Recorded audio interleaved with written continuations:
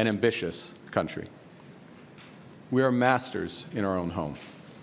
Nous sommes maîtres chez nous. Nous contrôlons notre destin. Nous allons tracer notre propre voie. Nous choisissons de nous battre, de protéger et de bâtir. Nous allons nous battre contre ces tarifs jusqu'à ce qu'ils soient annulés. Nous allons protéger nos travailleurs et nos entreprises pendant cette période difficile. Surtout, nous allons bâtir une économie canadienne renouvelée. Nous allons bâtir un Canada fort. We will fight to bring each of these tariffs to an end. We're fighting in courts, challenging that these tariffs have been illegally imposed under U.S. law. We have filed disputes underscoring that they are in violation of our free trade agreement, CUSMA. We have gone to the World Trade Organization because these actions are against international trade law. We are responding today with, and we have responded throughout, with carefully calibrated and targeted counter tariffs. Hier, j'ai rencontré mon conseil sur les relations canado-américaines. J'ai tenu une rencontre du comité du Conseil des ministres sur les relations canado-américaines. J'ai aussi convoqué les premiers ministres des provinces et territoires pour la troisième fois en autant de semaines. Nous sommes unis. Nous sommes déterminés. As I told President Trump during our call last week, Canada will respond to the U.S. auto tariffs. And today I'm announcing that the Government of Canada will be responding by matching the U.S. approach, with 25% tariffs on all vehicles imported from the United States that are not compliant with CUSMA, our North American Free Trade Agreement. And on the non-Canadian content of CUSMA-compliant vehicles from the United States as well. Our tariffs, though, unlike the U.S. tariffs, will not affect auto parts because we know the benefits of our integrated production system. And they will also not affect vehicle content from Mexico, who is respecting the CUSMA agreement. And as well, we are developing a framework for auto producers in Canada to get relief from these counter tariffs as long as they maintain their production and investment in our country. Importantly, every single dollar raised from those counter tariffs, our counter tariffs, which could reach around $8 billion before remission, will go directly to our auto workers and the companies affected by those tariffs. And that's on top of a $2 billion fund that we announced last week to build a made-in-Canada auto sector, a fund that a new Liberal government would implement should we be elected. Nos droits de douane n'affecteront pas les pièces automobiles car nous connaissons les avantages de notre système de production intégré.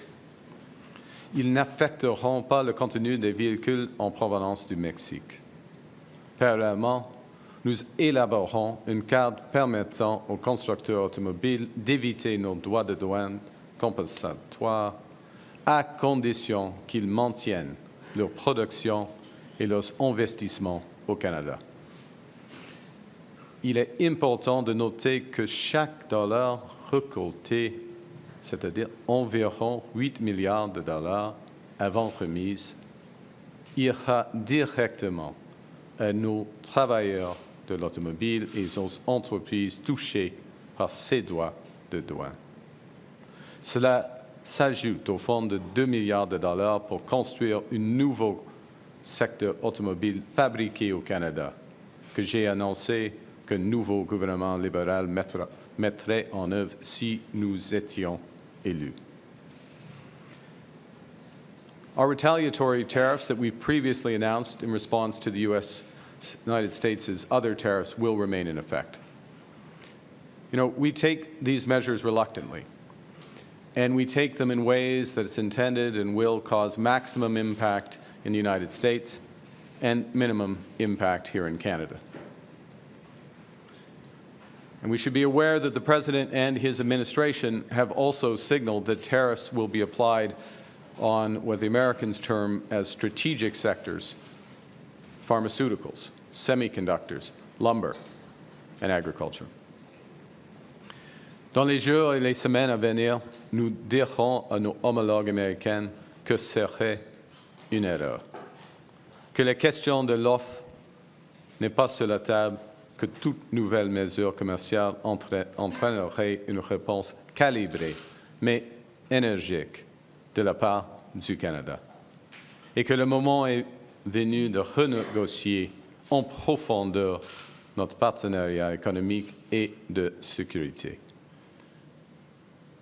As President Trump and I agreed last week, he and the Prime Minister of Canada will sit down immediately following the election to find areas of common ground and agreement in a new economic and security partnership. I told the President that I will be working hard for the next month to earn the right to represent Canada in those discussions, to get the best deal for Canada under the new U.S. approach. At the same time, Canada must be looking elsewhere to expand our trade, to build our economy, and to protect our sovereignty. Canada is ready to take a leadership role in building a coalition of like-minded countries who share our values. We believe in international cooperation. We believe in the free and open exchange of goods, services, and ideas. And if the United States no longer wants to lead, Canada will. Canada is strengthening our trading relationships with reliable partners. Plus tôt cette semaine, j'ai parlé à la présidente mexicaine, Madame Sheinbaum. Je viens de discuter aujourd'hui avec le chancelier allemand, Olaf Scholz. J'ai eu de nombreuses conversations avec la présidente de la Commission européenne, Ursula von der Leyen. Et dès ma première semaine en poste, j'ai rencontré le Premier ministre du Royaume-Uni, Keir Starmer, et le président français, Emmanuel Macron. Nous sommes tous opposés à l'approche du gouvernement américain. Et nous sommes tous en faveur d'échanges commerciaux libres et équitables. My government understands that Canadians hurt by the unjustified tariffs will need our support. And to our workers producing sustainable, high-quality lumber in Smithers, Prince George, and Elmsdale, to our workers extracting oil and gas around Fort McMurray and in northeastern BC, aux travailleurs dans les alumineries du Saguenay, to our workers at the steel mills in Hamilton, Sault Ste. Marie, et La Bosse, to our workers at auto assembly plants in Windsor, Ingersoll, and Oakville, to all our workers who might be worried about their next paycheck and their futures, the federal government will do everything in our power to protect you and your careers. In this new world, we have to look out for ourselves, and because we are Canadian, we will always look out for each other. La semaine dernière, j'ai annoncé plusieurs mesures ciblées pour soutenir les travailleurs et les entreprises directement touchées par la guerre commerciale de Président Trump. Pour les travailleurs, nous avons supprimé le délai d'une semaine pour obtenir l'assurance emploi. Nous avons fait en sorte qu'ils n'aient pas à épuiser leur indemnité,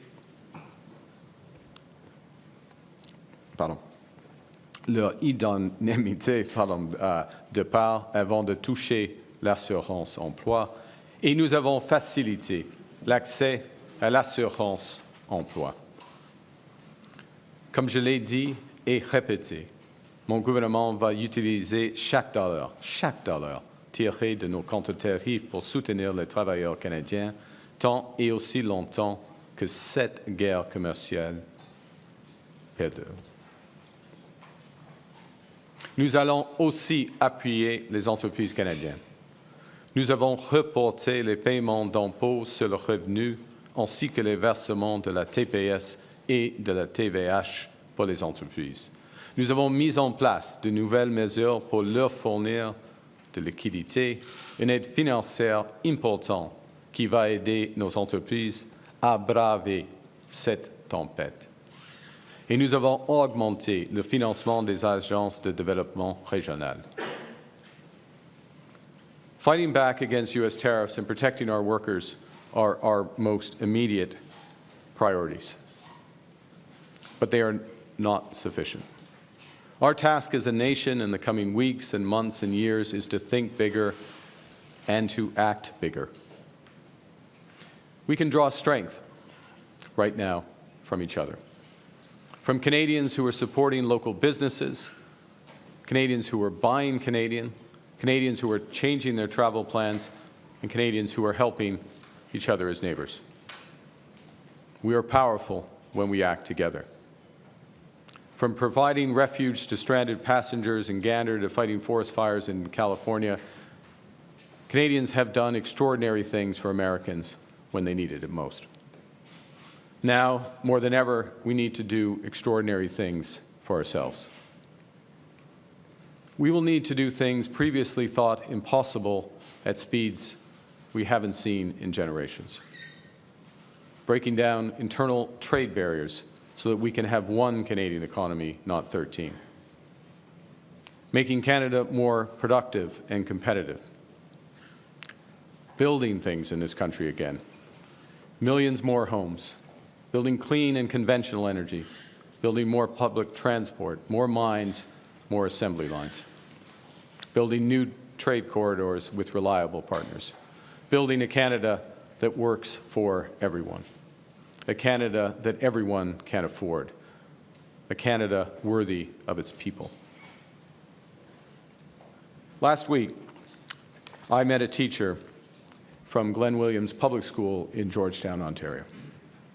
And she told me about a routine assignment, that she had given to her 9- and 10-year-olds. And the children were asked to describe their dreams for Canada. So some kids wrote about a country free of poverty, others dreamt of clean air and water, or a place where everyone enjoyed equal rights, dignity, and respect. These are what we all want for ourselves and for each other. But many also wrote about tariffs and threats to our sovereignty, words that I hadn't met at that age. And I'm going to quote one which is representative. I dream of a safe, a kind, and a clean Canada. A Canada that is not the U.S. Our children should be able to dream about a positive future, not worry about an economic crisis. Les Canadiens et Canadiennes sont inquiets, et c'est normal quand il y a des grands changements. Ce n'est pas nous qui avons changé. Nous sommes restés les mêmes fiables, fiers et forts. Nous vivons dans un nouveau monde, et ça vient avec nouveaux défis.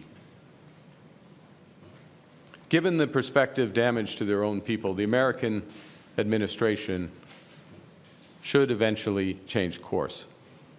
But I don't want to give false hope. The President believes that what he is doing is best for the American economy. He believes that it's best for American workers. And although their policy will hurt American families, until that pain becomes impossible to ignore, I do not believe they will change direction. So the road to that point may indeed be long. And it will be hard on Canadians, just as it will be on other partners of the United States. It will require us to make difficult choices. It will require sacrifices. I have no doubt we will rise to the challenge, because that's who we are as Canadians. We have done hard, seemingly impossible things throughout our history. We conquered the unconquerable at Vimy and Juno Beach. Nous avons bâti un pays qui unit des langues, des cultures et des croyances différentes. Et en le faisant, nous sommes devenus plus forts. We created public Medicare. We confronted our own past with indigenous peoples. We answered the call to defeat fascism. We know we are not always perfect, but we always strive to be good.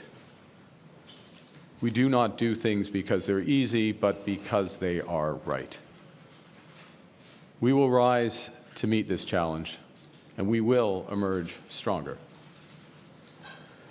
So to those kids at Glenn Williams Public School, don't worry.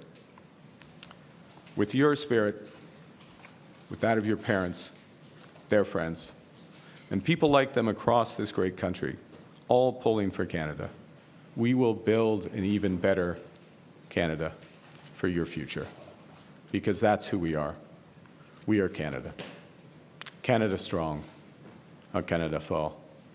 Thank you very much. Merci. I'll be pleased to take your questions. Bonjour tout le monde. We'll now start with the press conference. We'll take 15 minutes of questions, one question, one follow-up. On a 15 minutes, une question et une suivi. Laurence. Merci. Bonjour, M. Carney. Laurence Martin de Radio-Canada. Il n'y a pas eu de recul, vous l'avez dit, il n'y a pas eu de recul de M. Trump sur les tarifs déjà annoncés pour le Canada, comme sur le secteur de l'auto. Est-ce que ça veut dire que votre appel avec M. Trump la semaine dernière, finalement, n'a pas été si productif que ça?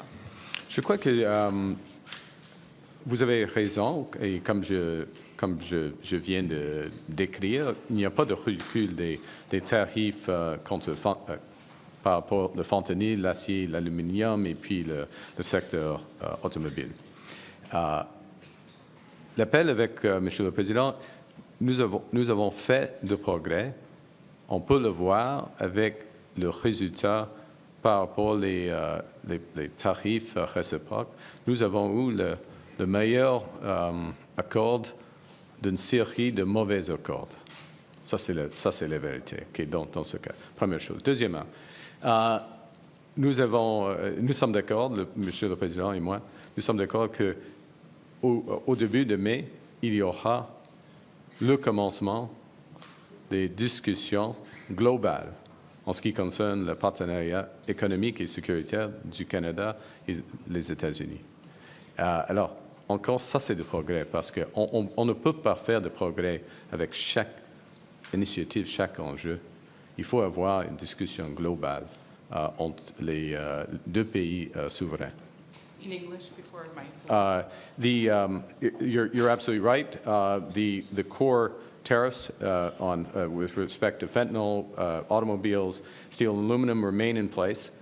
With respect to an enormous series of trade measures that were announced yesterday, we have the best deal of a series of tough deals, bad deals in many respects. That is progress. That is recognizing the partnership. As well, what was also progress in the call the President and I had last week is this agreement that we will sit down, future Prime Minister and him as President will sit down and begin negotiations on the overall economic and security partnership with Canada. And that's important, in my judgment, because we will not make progress on individual items. We can only make progress as a whole in a relationship that is being redefined. And of course, as I said in my remarks, and as I said to the President, and as I said at the time, I'm working hard to ensure, or to earn the right, rather, to represent Canada at those negotiations. Et en suivi, est-ce que vous songez à imposer une réponse coordonnée avec d'autres pays contre les États-Unis? À ce moment-ci, non. En bref, non. On a des discussions. J'ai plusieurs discussions avec l'autre chef d'État, chef de gouvernement en Europe, au Mexique et d'autres parts du monde. Mais ils sont des discussions positives. Comment on peut augmenter les relations commerciales entre notre pays ou nos juridictions? Ce n'est pas afin d'avoir une réponse négative ou coordonnée par rapport aux États-Unis. OK? Merci. Bonjour, Émilie Bergeron, la presse canadienne. Votre prédécesseur, Justin Trudeau, avait invité les autres chefs de parti à des rencontres conjointes pour montrer que le Canada est uni, qu'il y a un front uni face à M. Trump. Pourquoi, si vous mettez votre campagne électorale sur pause et que vous êtes dans vos habits de premier ministre et que vous dites que c'est un enjeu non partisan, alors pourquoi vous ne faites pas comme M. Trudeau et vous invitez les autres chefs de parti soit à une rencontre ou à un appel? Les autres chefs du parti sont avisés de notre réponse. En ce qui concerne la coordination canadienne, j'ai plusieurs discussions avec tous les premiers ministres des provinces et territoires en groupe et dans un sens bilatéral, des discussions avec des chefs des syndicats, des chefs, des dirigeants autochtones, des PDG, tout cela. Il y a beaucoup de consultations, coordination. Et nous avons une équipe canadienne par rapport aux États-Unis. Et si je peux dire, la réunion aujourd'hui des premiers ministres était fantastique dans un sens, parce que nous sommes tous alignés. OK. Ça n'a pas vraiment répondu à ma question, mais je vais aller sur un autre sujet, la gestion de l'offre. Pardon. Vous avez dit que vous voulez protéger la gestion de l'offre, mais est-ce que vous vous engagez, si vous êtes élu premier ministre du prochain gouvernement, à déposer un projet de loi, comme il y en avait un devant la Chambre des communes au Sénat, pour vraiment l'inscrire dans une loi que la gestion de l'offre, c'est une ligne rouge, ça ne peut pas faire partie d'une négociation commerciale, puisque le gouvernement précédent, le gouvernement sortant, avait voté pour un tel projet de loi. Donc, est-ce que vous vous engagez à redéposer? OK. On commence avec le fait que c'est un nouveau gouvernement. Il y a des changements. Nouveau premier ministre, nouveau gouvernement. Et en ce qui concerne les négociations avec les États-Unis, dès que le 1er janvier ou le mi-janvier, en effet, quand j'ai commencé ma campagne pour la chefferie libérale, j'ai dit clairement que la gestion de l'offre, la langue française et la culture ne seront jamais sur la table. Ça, c'est une ligne rouge, une ligne claire. Et nous n'avons pas, par exemple, les discuter, Monsieur le Président et moi, pendant notre appel. Okay? Good morning, Tonda McCharles, Toronto Star. Could you please expand and be specific on what you mean by an economic and security agreement? Is that a new CUSMA, or is that some other deal that renegotiates NORAD or some other broader security agreement? So it's, from our perspective, if I may, that there have been so many, I would say from our perspective as government, my personal perspective, also from the perspective of workers, businesses, investors, Canadians, there have been so many violations, outright violations of CUSMA. They're supposed to be, I'll give you one example, one of many examples, but for steel and aluminum, there is an explicit side letter in CUSMA which says that there needs to be 60-day consultations for any changes. That obviously was not the case. There are many other examples of this. There have been so many of these violations that there is a need to have a renegotiation and a reaffirmation of which elements of the commercial relationship, the trading relationship, stand.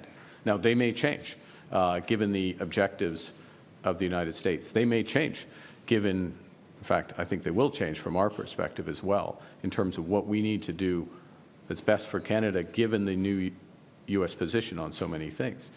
As well, it is sensible, in my judgment, that we also discuss defense and security partnership. We have a long-standing defense and security partnership. Some of that partnership is for security, but it's also a commercial relationship. And we want to make sure that commercial relationship works for Canada. I will observe that 80%, 80 cents on every dollar that we spend on military equipment in its broadest sense goes to the United States. In the current stance of the relationship, that doesn't make sense.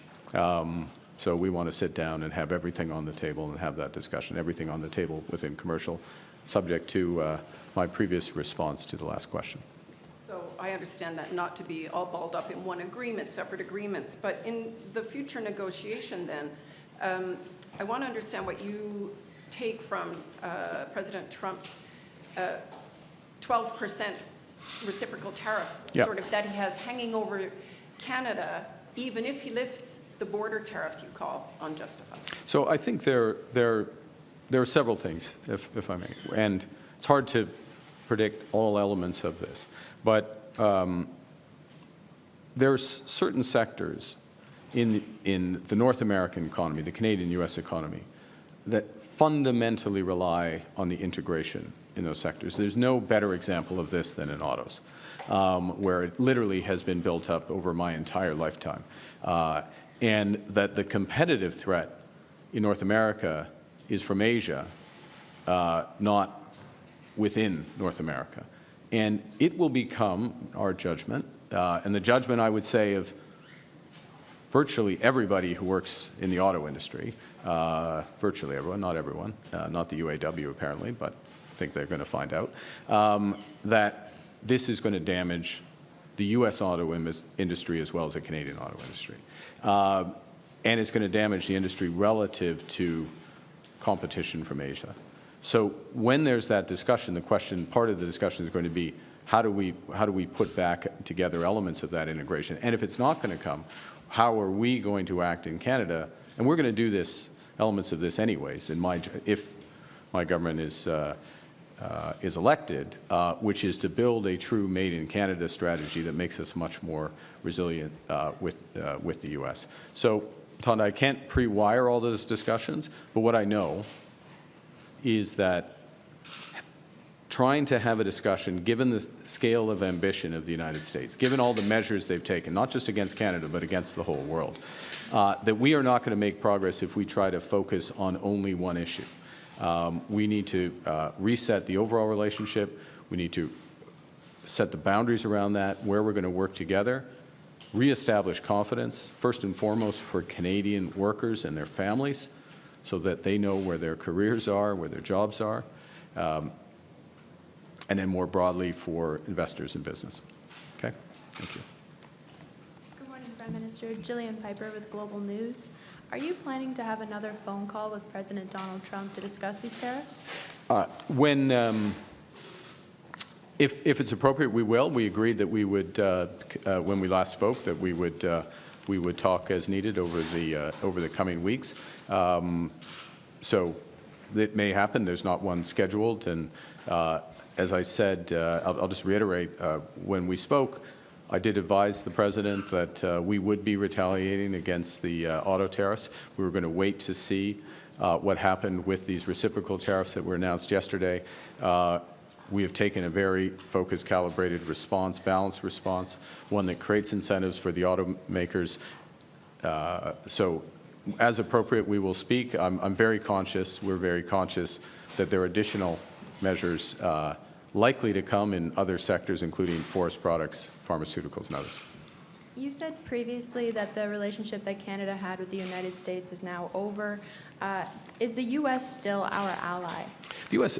Absolutely. Look, the U.S. is absolutely our ally. It's our ally in security and defense partnerships. It's our most important security ally, for example. It's still, even with these tariffs, the largest trading partners. The point I made last week, the point I made again today, is part of what our relationship has been based on, though, has been a degree of integration between our economies, our trade becoming closer and closer together. That is over. I mean, we saw that that was ending a while ago. It's now emphatic. I think the world is learning that that is over. That creates real challenges for us. We're not sugarcoating it. We're absolutely clear about that.